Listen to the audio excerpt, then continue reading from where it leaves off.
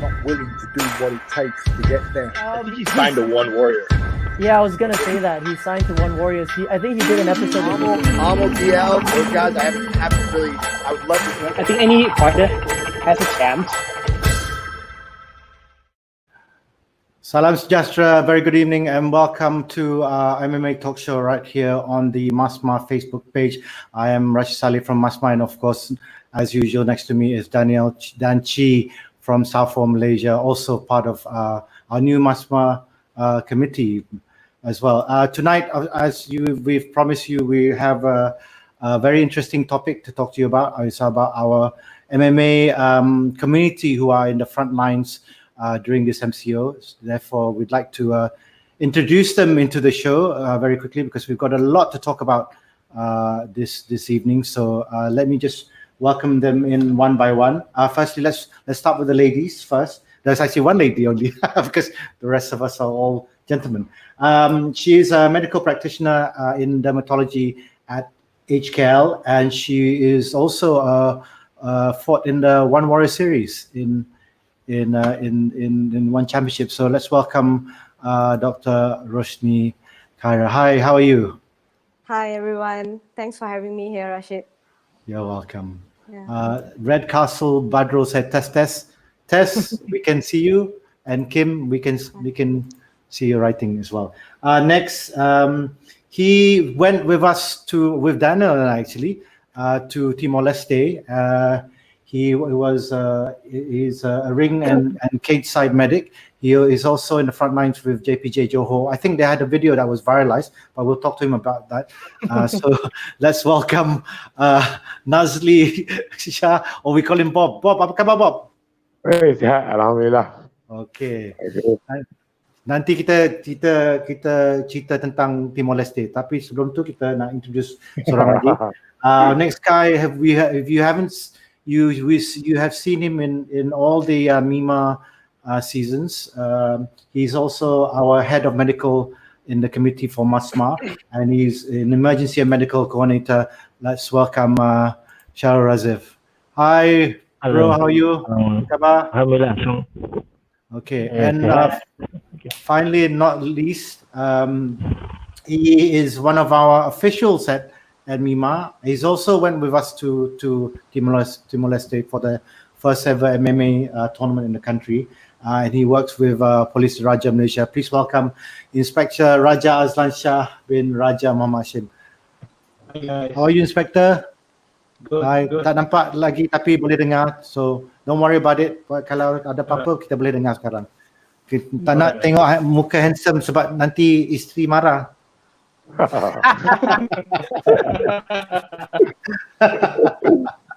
Okay, all right. Most of the conversation. Tu nampak muka dia, muka frozen. Okay. Yang penting kita akan Daniel akan buat most of the Q&A, tapi saya akan masuk kadang-kadang sekali-sekala lah. Tapi ada saya pun banyak soalan. So we will do this in Dwi Bahasa, so everyone, all our audiences can. Say Henry says hi Bob. Henry go. Hi. Ya, Henry. Henry pun long time no see Henry. Itulah dia pun MCO ni makin apa kata kita makin sihat. Makin sehat. Happier. It's getting happier. Okay. Obviously, first things first, we'll get the introductions from Dan. Take it away, Dan. Yeah, before we get to introductions, test, can you guys hear me? Test. Yes. Yes. Okay. Yeah, very clear. Sorry, because every time we go live, there's always an issue with me talking in. But it's okay. Gonna kick things straight onto the show. Obviously, we want to start with the introductions. And I want to start with Dr. Roshnee. Would you please introduce yourself as your, a little bit about your mixed martial art background? And as well as your profession. Yeah. Dr. Roshnee. Oh, is Dr. Roshnee stuck? I'm having some problem. Okay, but I can hear you.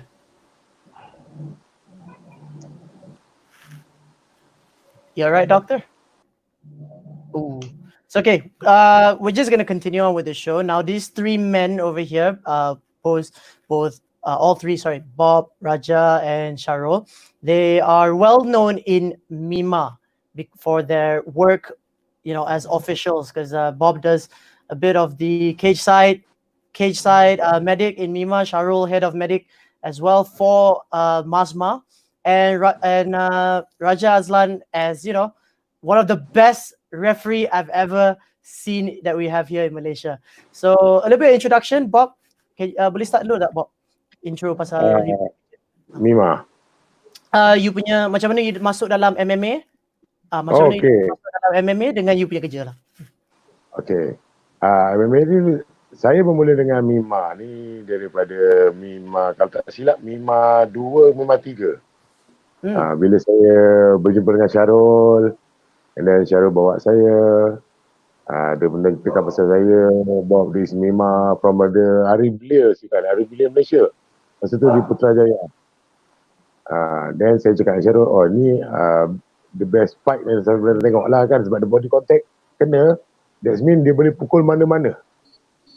Then saya cakap dengan Syarul, ni menggabungkan semua sekali jenis ilmu pertahanan diri ke apa? Syarul kata yes.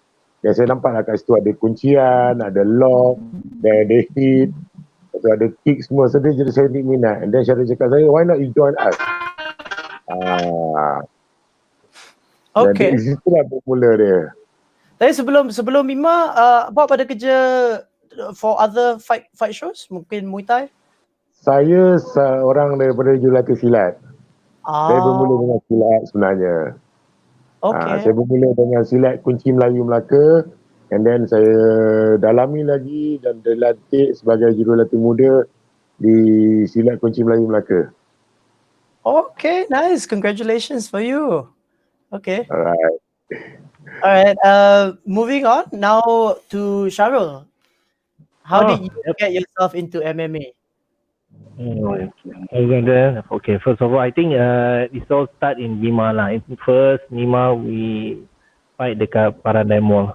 So this is where actually the first kita introduce MIMMA dekat public, safe MMA lah. So and then lepas tu we start in the second level to go to 1FC dan seterusnya lah.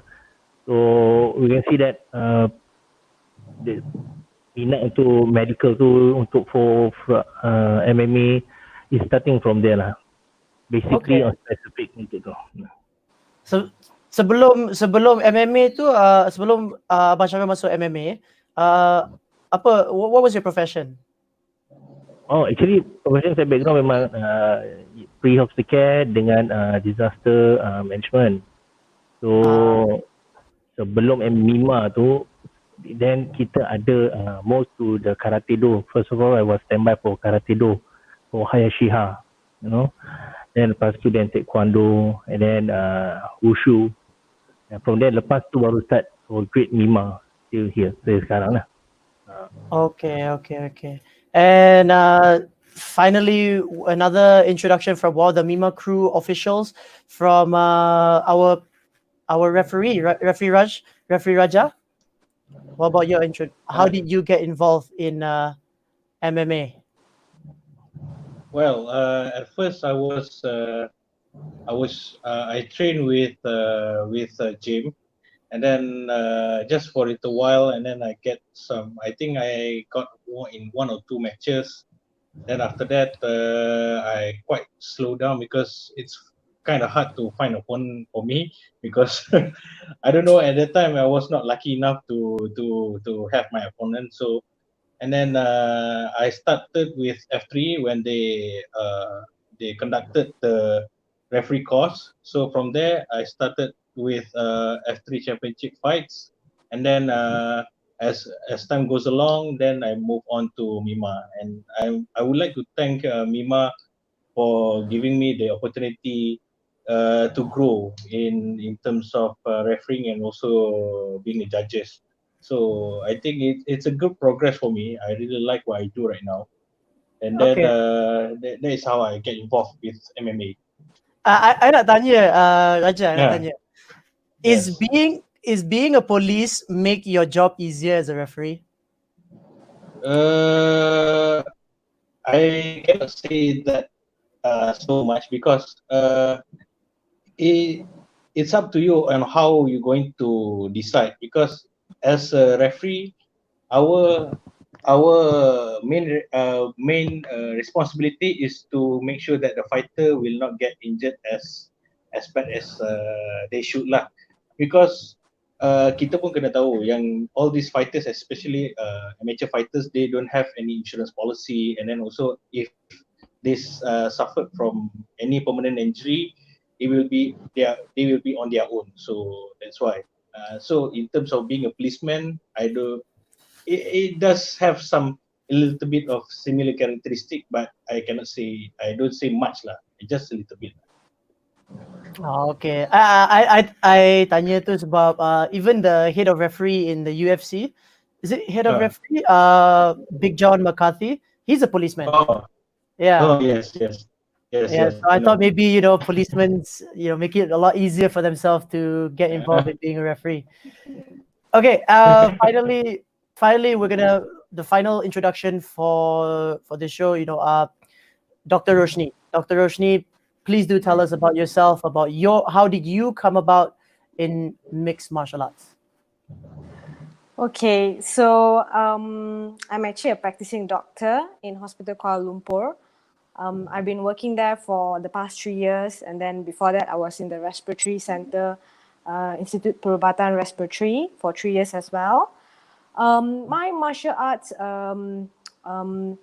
journey started 5 years ago. So I started with Brazilian Jiu-Jitsu under Professor Bruninho back in Monarchy. Then after that, I felt like I was doing well in BJJ, and then I wanted to learn more about kickboxing, boxing.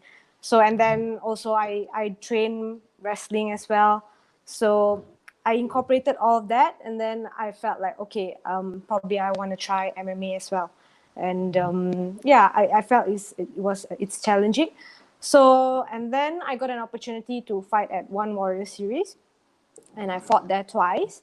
And I've just recently fought a kickboxing AMA championship in January. And so that's basically my journey. It's just the beginning, and hopefully more to come. See, that's what I wanted to ask you afterwards, because I know you recently entered the whole kickboxing scene. Would you go back and try to, find more fights in mixed martial arts though? Yes. So basically, I look at my mixed martial art journey is that I look for opportunities to grow.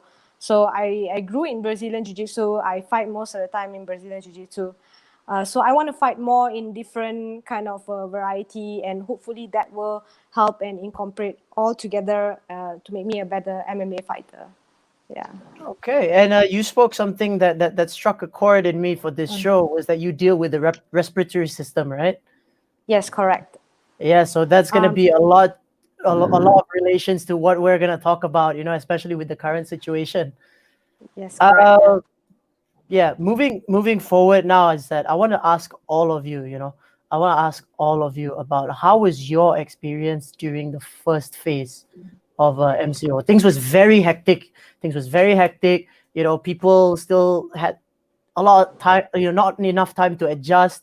I want to drop this question down to referee Raja Azlan, because you are a police officer dealing with these people, and I saw some of your posts on your Facebook that you had to arrest. I think you had to arrest or at least stop a few people. So how was your first phase of MCO, referee Raja? Well, it's quite tough, because this is something that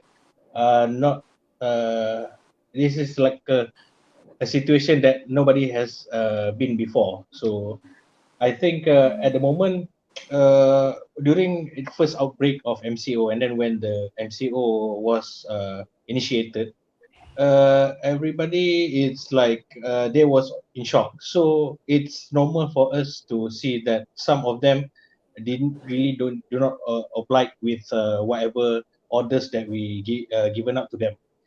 Tapi at the same time, kita tengok dekat sini, kita boleh nilaikan sendiri macam mana dia tahap disiplin rakyat Malaysia sendiri. Apabila so far yang kita tengok, macam I tengok at first PKP punya phase, at least half of Malaysian dia memang comply with whatever orders that given towards them by the government. So I think it's a very huge accomplishment lah compared to other countries. Even kalau kita tengok pun dekat United States pun the level of compliance towards MCO ni is quite low compared to Malaysia. So I think it's good. And then moving on to the next phase tu, I think people dah start to to get used to with the situation. Then it's quite easy lah. Cuma there's always hiccups, but still manageable. What was the difficult part though? What was the difficult part for you as a police officer during the first phase when it comes to dealing with people? Okay, as you know that when this MCO was initiated, a lot of people were affected, especially in terms of economy, because they don't have, they cannot go to work and then they cannot earn money. So from there, susah sikit, especially bila kita whenever I like to give examples. Okay, contoh macam those little vendors, okay, the small shop owners, dia orang bila you tak boleh buka kedai, you don't have any income. So bila macam tu, bila kita tahan, kita tak bagi dia buka kedai, and then they come up with the excuse. So we police officers pun, we have empathy towards these people. So kita macam we want to help them, but at the same time we cannot let them to open their shop or go to work. So it's quite tough. Macam I sendiri pun I ada dilema. So that's why bila kita the government ask us to untuk buat tangkapan terhadap those yang melanggar syarat PKP atau MCO ni. So kita pun mula macam dia terpulang kepada diri kita sendiri, dan macam I pilih untuk kalau you punya reason is totally unreasonable, tidak munasabah punya sebab, jadi kita ambil tindakan seperti itulah. Tapi kalau benda yang kita masih boleh menggunakan budi bicara, dan kita gunakan budi bicara lah. Normally kita akan bagi warning lah. Okay. So you guys still try to help people by working your way around. Yes. Okay, that's God bless you for you. You know, some people really need that kind of support. Now the first phase of MCO, obviously, just spoke to Raja with Inspector Raja, or Ref Raja, known in the MMA scene. That's on the police side of things. Now I want to get onto a little bit more on the medical side of things.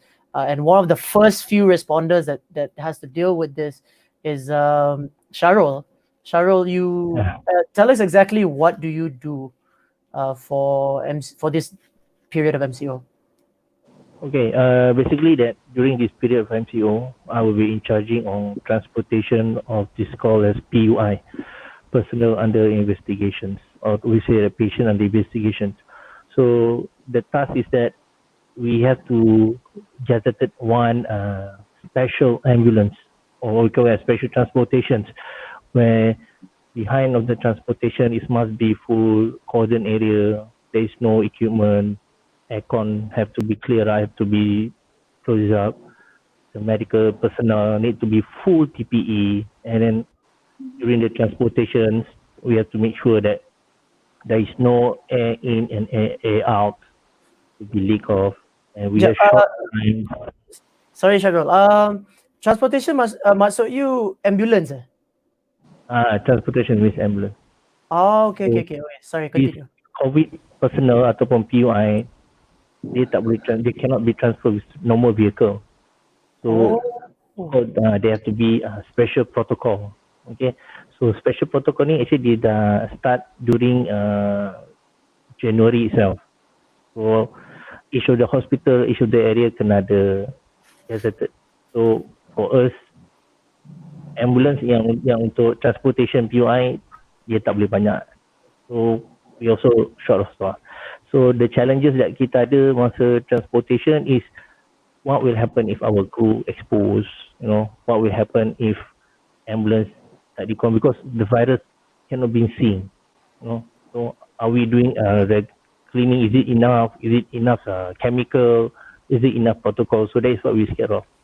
So every time when we sorry Syarul, you sneakily drive the ambulance you from the top. Oh wow, so you had to go and check people in and out lah. Betul. So mostly that patient yang PUI, dia can be positive or it can be negative. So whatever it is, we take it so seriously, right? That's part of what we doing lah. What's the protocol? Sebab you tak tahu kalau dia positive or negative. But kalau dia positive, how does that work out? Okay, if it's positive, then of course there will be another. There's a protocol on transportation. Number one. Second, if the protocol is, if the patient kita ambil tu is under suspect, and then confirm is positive.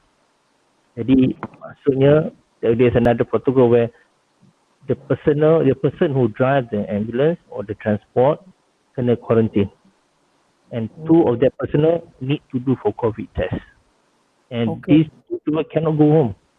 They will be isolated. They will be go to the isolation center ataupun kita dah buat dia punya quarantine center, so they have to stay there for 14 days. Wow, 14 days. Yeah, that's 14 days. That makes it very easy for you guys to get, understaffed, right?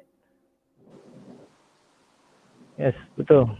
So that's why we have to be very, very be careful. Tapi as I said, walaupun you really be careful, you wearing the PPE, so we doesn't know are we being exposed. Ke tidak. Okay. So although you're wearing a PPE, of course there will be like mana, because this virus kita tak nampak, we doesn't see. It doesn't go up and down. We also don't know, but we just so we say that called, say tawakal lah. We just pray to get that we all been tawakal, and we do pray that we will go.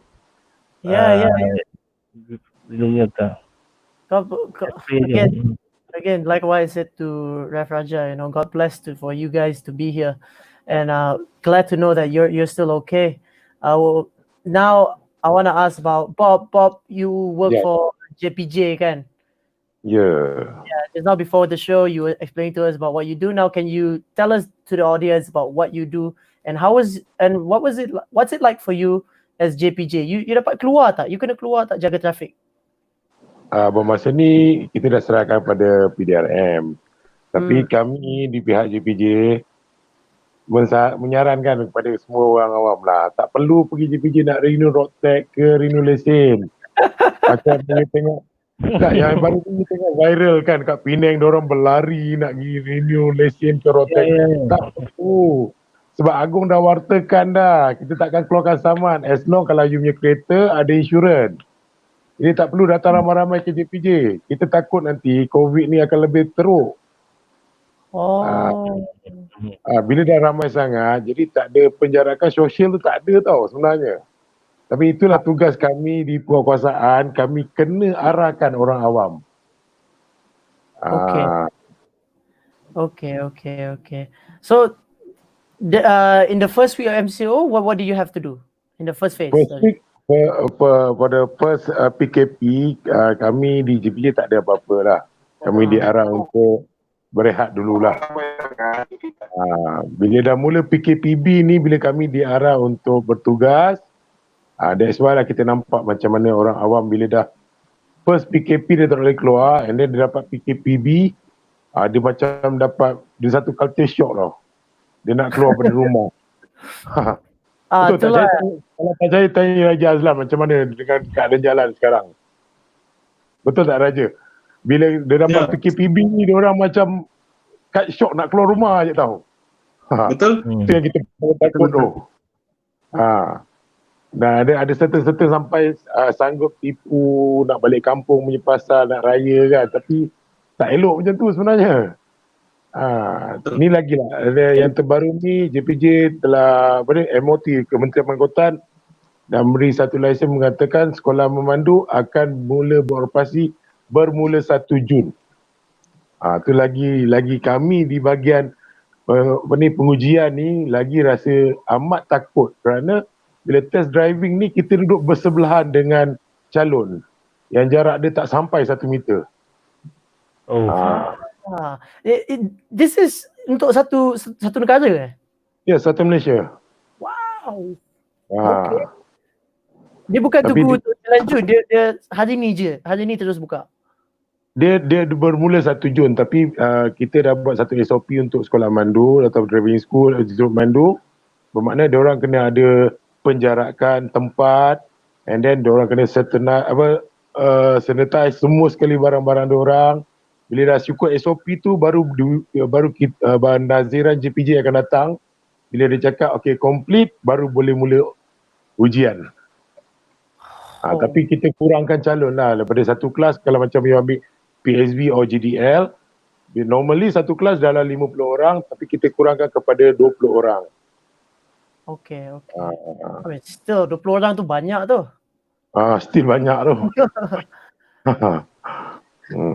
Okay, so kita mesti ada SOP dia lah. Kita kena ikut SOP dia juga lah. Still ada banyak complication lah untuk macam tu. But I'm gonna continue with the next bit for the first phase of MCO. Now, Dr. Roshnee, you work in HKL, and HKL is, one of the hottest zones, for this instance. And you deal with the respiratory. Tell us about what you had to do in that first phase. Okay, so just to clarify, I was working for the respiratory department for 3 years ago. Okay, and then now I'm in the dermatology department in Hospital Kuala Lumpur.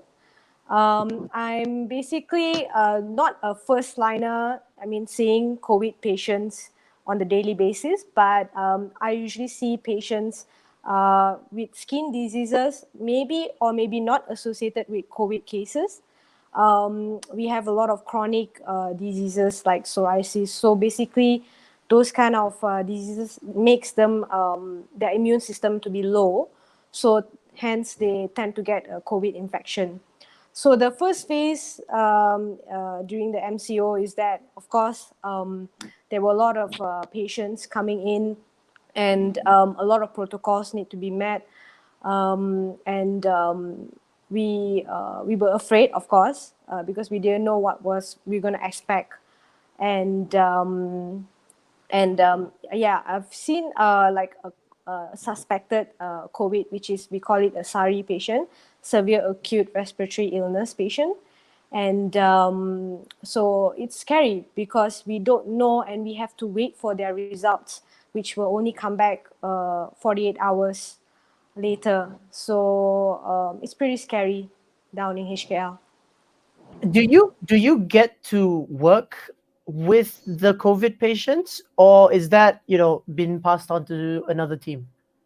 Yeah, so basically what happens is when the patients come, the first line of people like Abang Shah, they assess the patient in the CSMA, and then after that they are reviewed by the doctors in the emergency, which is the CSMA area, and then subsequently they are referred to the emergency physician whether they are required to be admitted if they have a moderate or severe disease with comorbids such as hypertension, diabetes, heart disease, or any kidney disease. Then they are admitted, and if they are not so severe, they are mild ones, they would take a swab, and then after that they will send them home to be quarantined until the results are out, which will be informed by the PKD team. So subsequently, when they are admitted, they are actually seen by the medical team. So these are general medical physicians who will assess the patient, and then the infectious disease physicians will come in once a day just to review whether the patient is in good hands or not, and just to make sure the management are adhered. For me, let's say if the patient they've started on antibiotics and they had a severe allergy to it and they had a very severe rash, skin problems, they would call us in and to take a look and to diagnose. So we can't give a consultation just at the outside of the corridor. We have to go in and assess the patient and to see how severe the disease is. So that's how generally me and my team would assess the patient in these patients. Yeah. Hi, Rashid. Hi. Sorry, he knows when I come in, I come in. Anyway, we've got a new segment. Thank you very much, everyone. Masih banyak lagi soalan yang kita akan tanya, especially now that I'm in. Tapi sebelum tu, saya ingin buat satu maklumat baru. Basically, we've got a new, very short segment in between this talk show, which we'll try and promote either gyms or gym owners or trainers who are related to MMA. This is something special. It's going to be called Promo Minute. So let's have a look at what it's all about.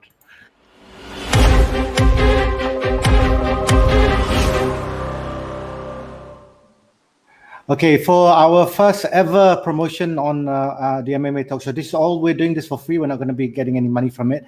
We have Sifu Ame KL. For those of you who know him from Muay Thai and MMA, Sifu Ame has been around for a long time. He's doing personal training in small groups, personal training, door-to-door training at your place, also with self-defense. He's fight ready, preparations, focus, speed, all that you want more, do contact him or PM or WhatsApp him at 016-292-7751. PM Sifu Amir di 016-292-7751. It's also available for Padworks. We'll figure out the Padworks a bit later on for beginners, intermediate, advanced fighters, and all levels are available. Once again, 016-292-7751, 016-292-7751. Price obviously will depend on location. So do WhatsApp him about his training, and please help out our fighters, our PT guys, and our gyms as much as you can. All this we're going to be doing for free. We're not going to be charging anyone for everyone. We've had a lot of messages coming in. There's one for you, Dr. Roshnee, then from Ganesh Devi Ramakrishnan. She's saying hello. Obviously, all of us, so basically, what Dan has been doing is basically asking you about the first few weeks. Now let's move forward to ke apa yang terjadi sekarang. So dia orang akan buat pengumuman pada 9 Jun 2020 ni. So from your point of view, Bob, you dah bagi tahu tadi, dah rasa takut sikit lah, or at least rasa bukan teruja lah, tapi sebab tergamam sikit sebab ada ramai orang sekarang dah keluar. So bila kita dah longgarkan sikit PKP ni pada 9 Jun, apa yang kita harus perhatikan sebelum 9 Jun ni dijadualkan? Syarul. Okay, untuk 9 Jun ni since kita ground, so public akan lebih more go bersak-sak kan. The more worries is that kita kena still juga maintain that social distance walaupun dia dah longgar, because virus there is no end, we still going on. So bila lagi 9 on lepas pengumuman 9 Jun ni, so either we go good or we go bad, it depends on the public, you know. So for us, we will prepare apa yang kita patut buat sepatutnya lah. So we go do the routine, because kalau kita hold lama pun people akan rasa semua orang tak nak duduk rumah, semua orang nak keluar. We understand the stress of the people, you know. Even one day they cannot stand also, so we understand. But whatever this social distancing, take care, you know, and please wear mask or dengar saranan apa yang dikeluarkan. Protokol akan dikeluarkan setiap masa, because we don't have any specific protocol. If anything happen, kita akan beritahu. So that's we prepare on the 906 lah. Yeah, see, that's the thing about why I wanted what you just said just now. Please wear your mask, right? And now that, with PKPB just opened up, I'm starting to see a lot of people go out without their masks, and a lot of people, going about exercising and stuff like that in public. Now, this is something that I wanted to ask Ref Raja about. What does he? I mean, this is something I wanted to ask Ref Raja as a policeman. What do you see nowadays? Okay, to what gives you the green light to, like, okay, I need to go to that group and tell them something, or like, or maybe even stop them, or what is the rules? Because it's macam sekarang macam serabut pasal the rule set. Actually macam kalau kita tengok sekarang, bila kita dah melonggarkan, kerajaan dah longgarkan all the rules and regulation pasal untuk kita PKPP ni, so sepatutnya kita kena gunakan benda ni dengan cara yang betul. Okay, which is sebab I tengok, okay, because I one of the task force untuk enforcement police team. So apa yang kita tengok is There you go. It's okay. We'll wait for him to come back. I'll continue to ask. Okay. So, Dr. Roshnee, you were saying that obviously he asked about the HKL being the HKL in Sungai Buloh. Now we are seeing maps being used more, and is that we talked about it in backstage just now. What are the preparations now ahead of the from the loosening of the MCO? So if we compare the Spanish flu in 1918, so what happened is when they allowed people to resume back to their activities, there were a surge of cases and there were a doubling number of mortalities at that time. So everyone's currently ready and all prepared for a second wave if it's possible. So what we do is stage 1 and stage 2 of COVID patients, we would transfer it to MAPS centers like Serdang, and stage 3 and stage 4 will be managed mostly by Hospital Sungai Buloh. Okay, it's because of the lessening of things. Okay, Inspector Raja, please carry on tadi tentang your boleh jelaskan sikit tentang pelonggaran tadi. Ya. Boleh dengar tak? Okay, I baru dengar balik. Sorry, I have a bit problem dengan I punya connection ni. But okay, moving on pada kita punya soalan tadi. Okay, so macam after this coming the new wave lah kita cakap kan, the next phase of PKPP ni, so a lot of people I tengok dah macam take for granted. I know some of most of them are actually comply with whatever regulation yang kita dah set untuk mereka. And tapi ambil contoh sebagai masa untuk balik ke kampung lah, di mana ramai yang I tengok dekat blog, makin ramai yang balik ke kampung dan mereka tak kisah benda tu apa you langgar peraturan atau tidak. So it's kind of sad for me. Oh, okay, we keep getting him in and out. Never mind, we'll get him back. Bob, dari segi JPJ ni sekarang ada yang balik kampung tanpa kebenaran, lepas tu sekarang dia kena tangkap balik. Kalau Inspector Raja balik. Hai, sekarang clear sikit. Okay, sorry. Sebab I pun tadi sebab I dekat office, so just settle the case, kita accident punya case, so tak sempat nak balik ke rumah. Okay, so moving on, macam tadi tu macam kita tengok lah, ramai yang balik ke kampung dan ignore apa yang sepatutnya kita youth follow, which is I risau new cluster. Bila ada cluster baru, takut nanti dari kita punya regulation kita akan jadi ketat balik, because kita ni actually kita dah hujung-hujung. kita berada di perakhiran punya phase. Yeah. So supposedly kita dah boleh putuskan all the chain of the infection. Tapi kalau kita sendiri tak boleh nak discipline ourselves macam kita buat sekarang, I think probably mungkin benda ni akan kepada.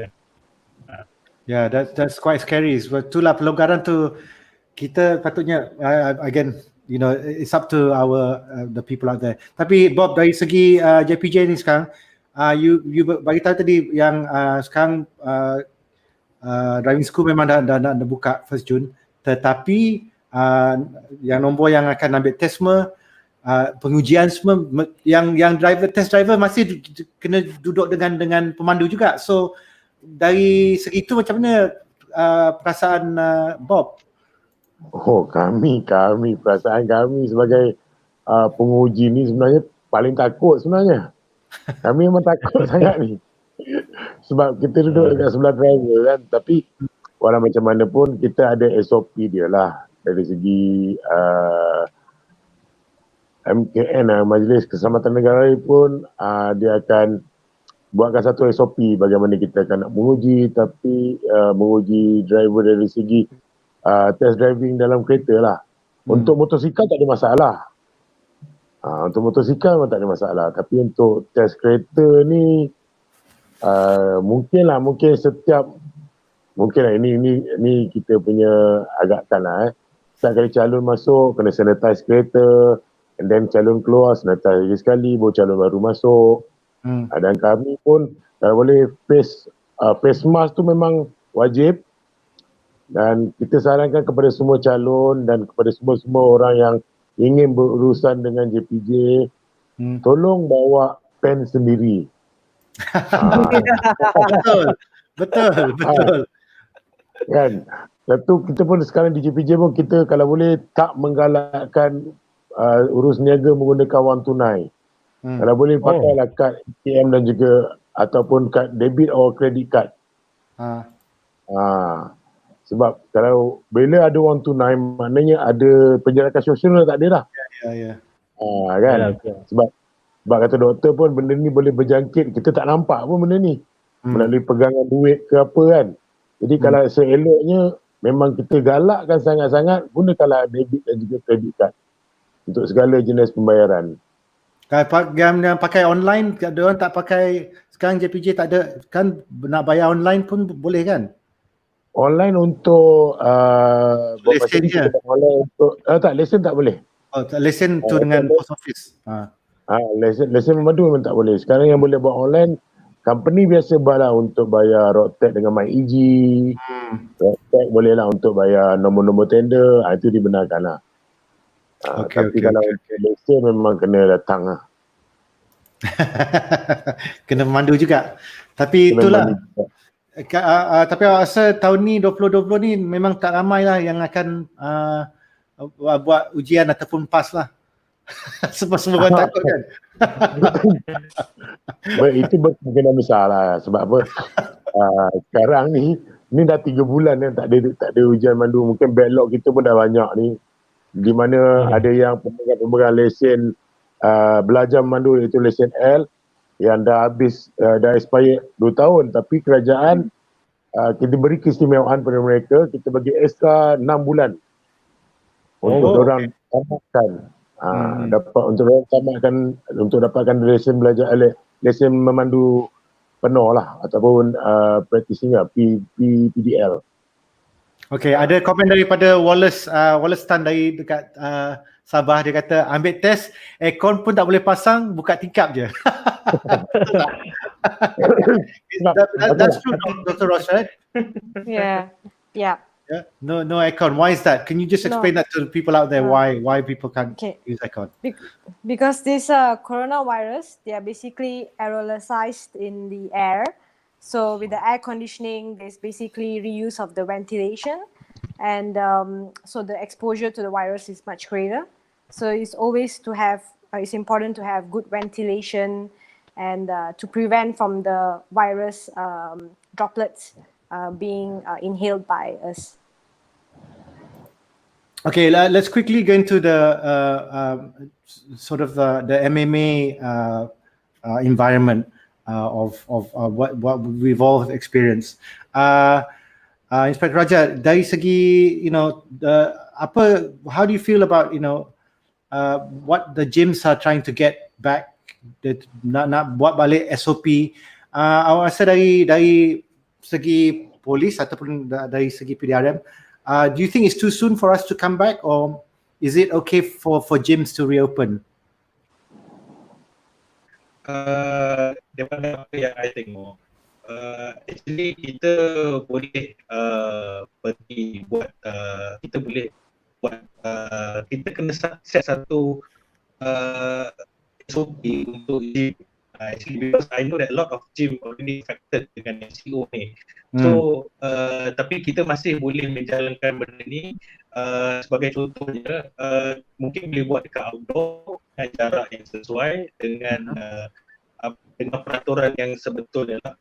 Because kita kalau boleh benda ni kita nak memutuskan rantaian, but at the same time kita tak nak ekonomi kita jatuh, especially all this business gym owners. Sebab I've seen few gyms already being closed down due to MCO. So I'm afraid that if this going to be longer situation, so benda ni I takut lama-lama nanti all these gyms can survive. So probably mungkin all these gym owners will have to come up with a new way untuk get their operations running. Tak semestinya mestinya dekat you punya gym, mungkin you boleh buat dekat luar, mungkin you boleh buat private session. I think we already talk about this quite some time pasal ni kan. Jadi I really hope that kalau kita ada satu SOP yang mungkin daripada MASMMAA sendiri yang boleh bagi dekat kita boleh utarakan kepada kementerian untuk kita operate dan make sure setiap SOP itu dipatuhi lah. Okay. Thank you. Syarul, dari segi kalau gym dibukakan, apa yang paling dari from medical point of view, at least from a medic point of view, apa yang paling basic yang kita harus perhatikan, at least kita sediakan untuk apa tu nama our gym members and all that? Okay, untuk daripada point of view untuk MMA, I think kita boleh sarankan kepada semua gym owner untuk kenal kenal ahli-ahli yang jadi permanent members. Satu. Kedua, mungkin dia akan suruh ahli jalankan COVID test result. Okay, to make sure that dia station ataupun tahap kesihatan dia dekat belah mana. Yang ketiga, we need to train semua gym provider, staff in hand sanitize the equipment, macam mana nak buat protocol. We have to train them. Okay. And then I think we need to limitkan time. Maksudnya normal gym akan buat daripada pagi sampai malam. Why not gym owner? It's a business for them. So they also need to have some income. Reduce the time. Maybe you can go for 2 periods. Maybe from 7 o'clock to 12 o'clock. Then ada 2 ke 3 jam untuk dia sanitize balik itu. Then reopen at 4 o'clock until 7 o'clock. Okay. And then number 5 maybe is limit the equipment. Maksudnya we know that most of the gym ada banyak equipment. Why not you, kalau boleh I propose that to limitkan dia. It means just open one sector area. Okay. And then limitkan people who go to the gym. And then we can change the aircon to the normal ventilation like kipas atau buka, go for the normal smoke.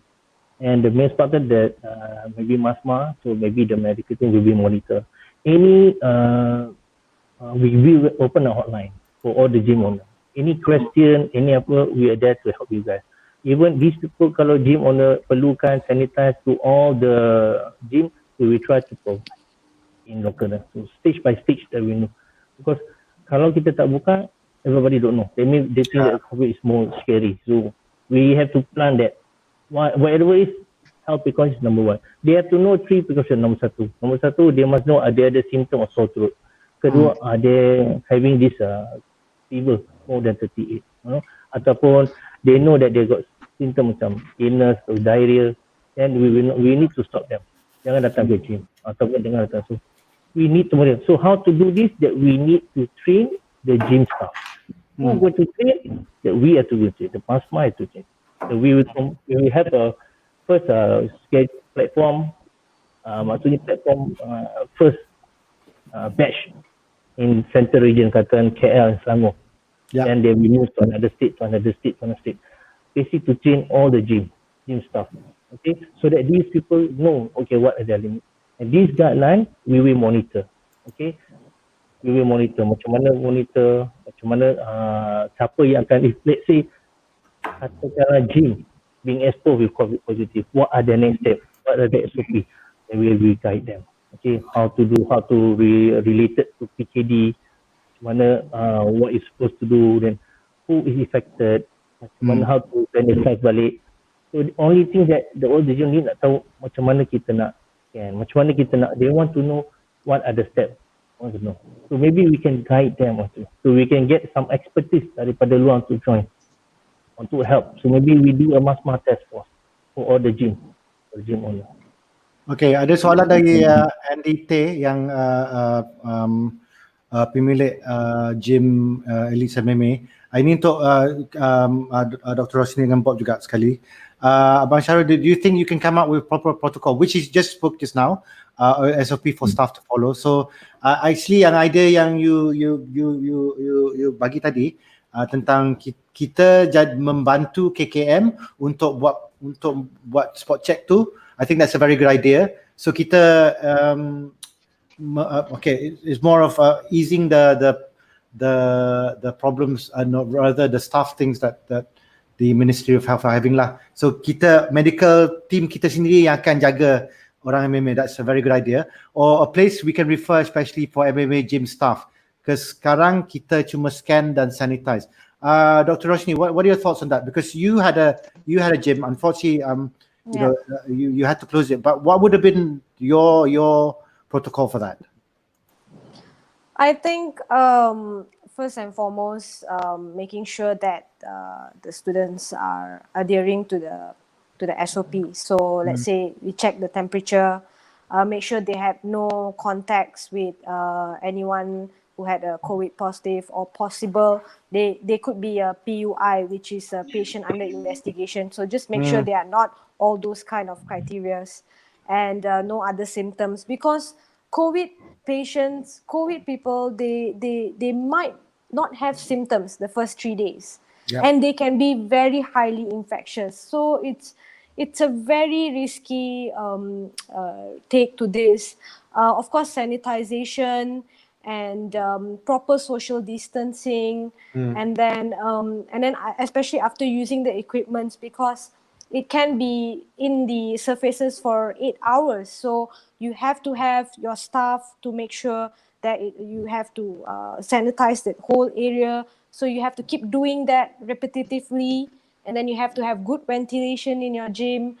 And it's risky, you know. It's like because of one person, and then everyone would be infected. So that's how I feel. And unfortunately, I had to close down my gym as well yesterday because of this situation, and you know, it's unfortunate. Yeah. Oh, sorry, very, very sorry to hear that, and you know, hopefully one day we can have all that up and running again. Bob, yang ni orang fikir memang tak penting, tapi saya rasa ni penting. Kita pun kita kena jaga juga bila kita keluar masuk.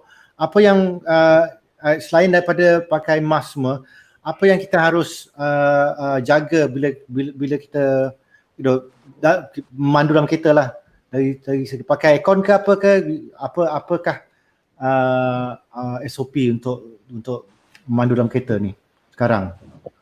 Manduran kita, okey. Buat masa sekarang ni, kalau kita berseorangan, saya rasa tak perlu pakai mask sebab kita berseorangan. Yang boleh je buka aircon tu, tak ada masalah. Tapi kita kalau boleh kurangkan sentuhan. Sentuhan tu yang menyebabkan lebih banyak jangkitan sebenarnya. Berbanding daripada macam yang Dr. Rasha kata tadi kan, ventilation, udara apa semua. Tapi sebenarnya COVID ni yang paling cepat bila ada sentuhan. Sentuhan tu yang dia merebak lagi cepat. Sebab apa? Kalau tak ada sentuhan, yalah kita biasalah maklumlah macam kita juga, macam kita punya fighter juga kan.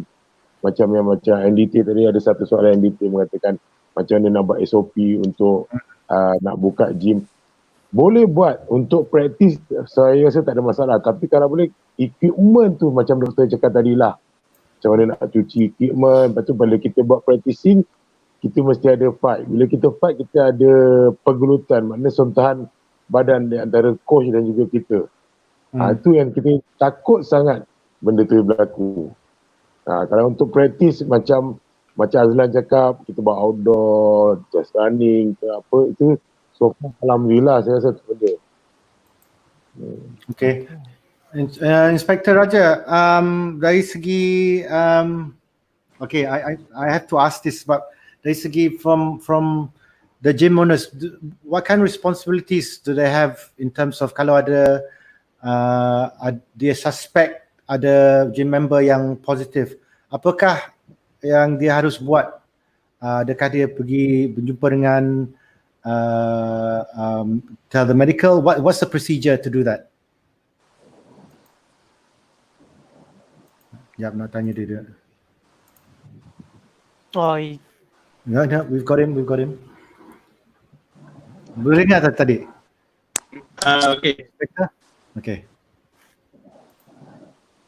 So dari segi tu, what's the procedure for gym owners, or at least gym kalau dia suspect ada orang yang ada positif? Okay, kalau macam kita punya selalunya kalau in what situation yang you nak tahu, what kind of situation? Basically kalau dia dalam gym, he suspects there's someone positive, apakah what's the steps that he has to take? Apakah langkah yang dia harus buat? Kalau contohnya kan dia dekat dalam gym dan dia dicaki positif dengan COVID-19.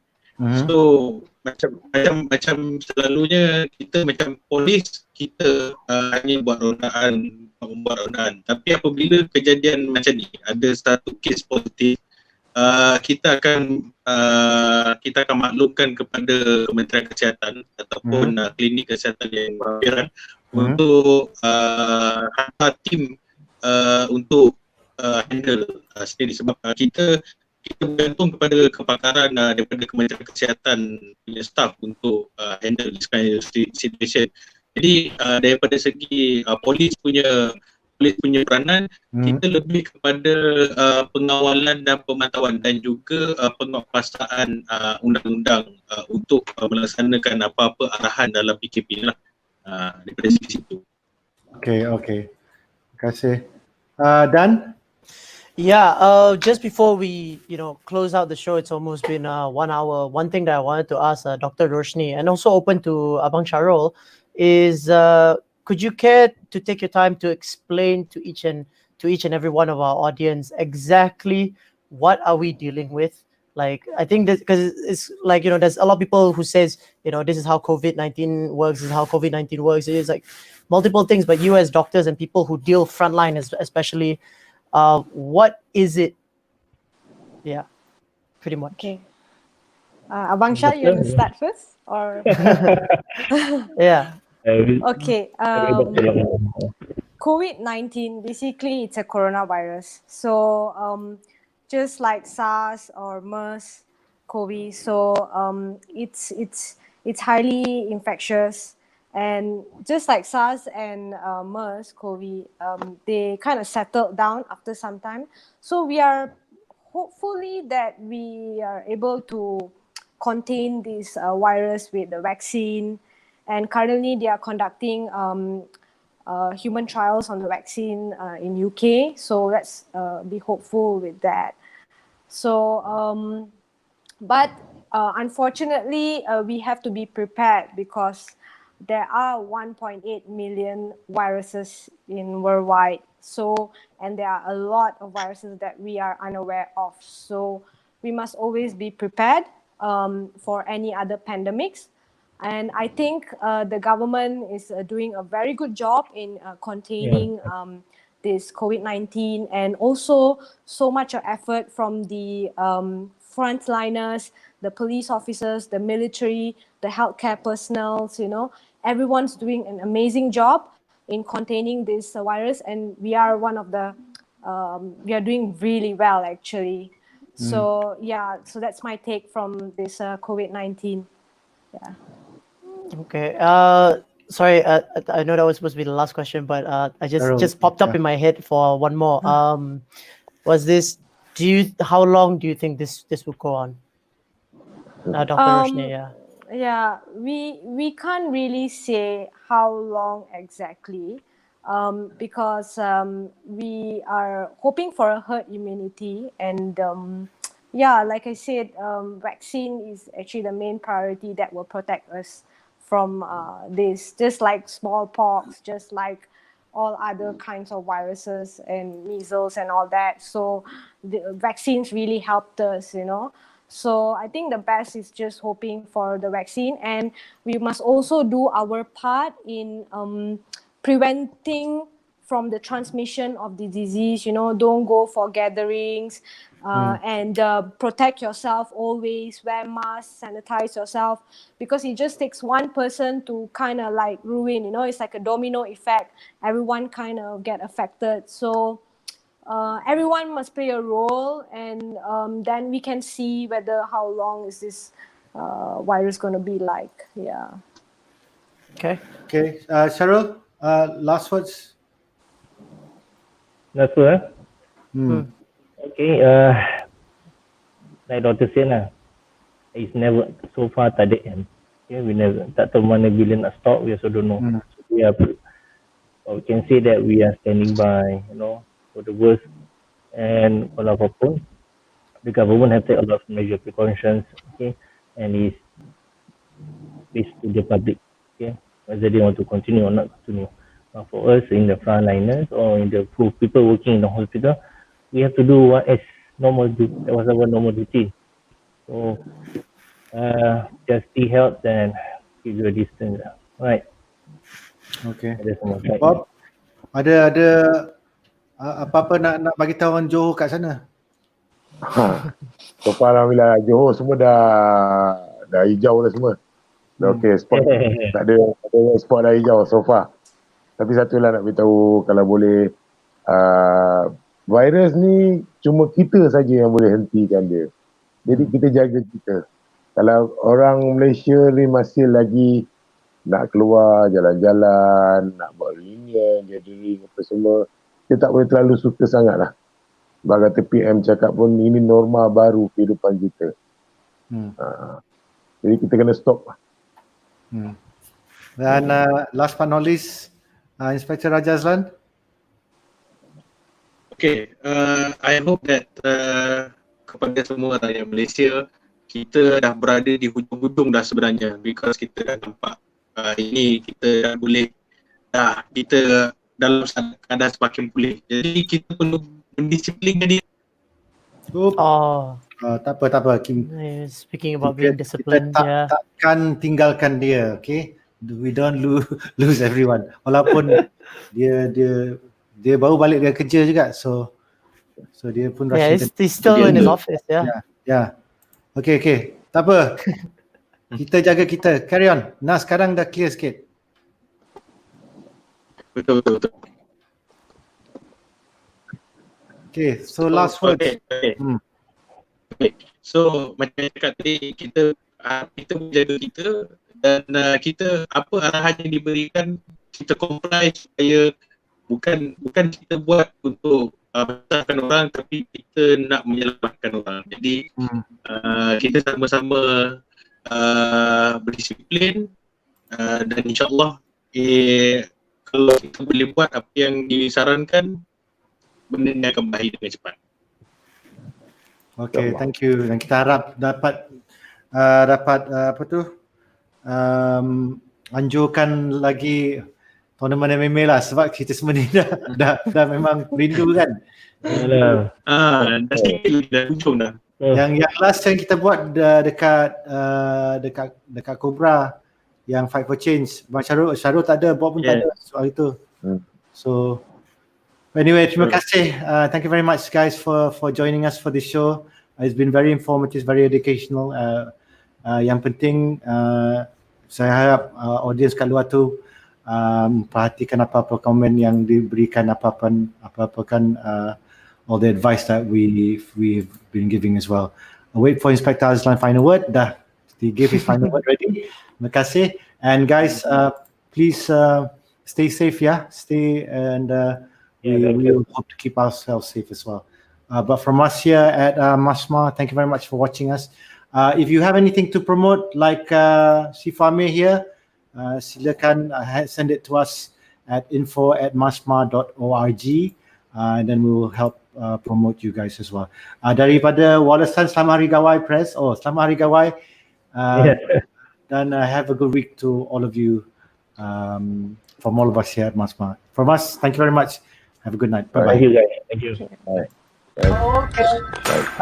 Well, same. But we've already had some gatherings of family. It's very sad because like my own flesh, I'm cutting out. Knocking the hell out of me, was eating at my soul.